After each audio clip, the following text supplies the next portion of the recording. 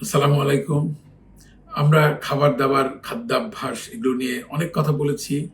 তো আরেকটি ছোট্ট কথা আজকে বলতে চাই, সেটি হলো রসুন।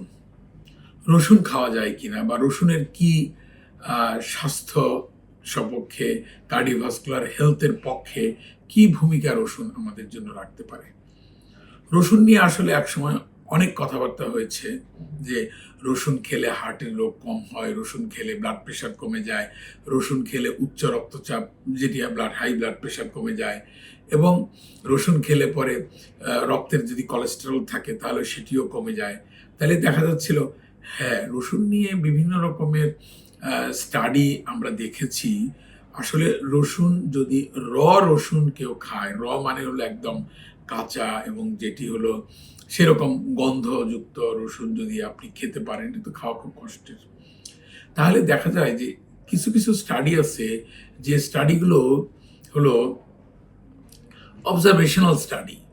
সেই অবজারভেশনাল স্টাডিতে কিছুটা ফেভারেবল ইফেক্ট পাওয়া গেছিল একসময়।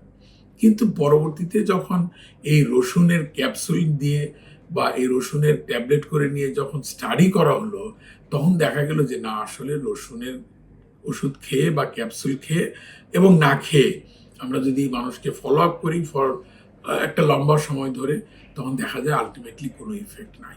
এই জন্য রসুনের আসলে ওরকম কোনো ইফেক্ট নাই। তবে যেটি বললাম, মানুষ অনেক অবজারভেশনাল স্টাডিগুলো যখন আসে, অবজারভেশনাল স্টাডি এবং র্যান্ডমাইজড কন্ট্রোল ট্রায়াল, এগুলো আসলে হলো সায়েন্টিফিক বিষয়। এটা আমাদের ডাক্তাররা বা সায়েন্টিফিক কমিউনিটিতে যারা আছেন তারা হয়তো ভালো করে বুঝতে পারবেন যে কিভাবে এই সমস্ত স্টাডিগুলো করা হয়।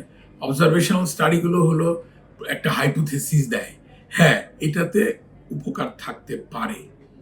তো রিয়েলি এটার কজ এবং ইফেক্ট অ্যানালাইসিস করার জন্য আপনাকে র্যান্ডমাইজড কন্ট্রোল ট্রায়াল করতে হবে।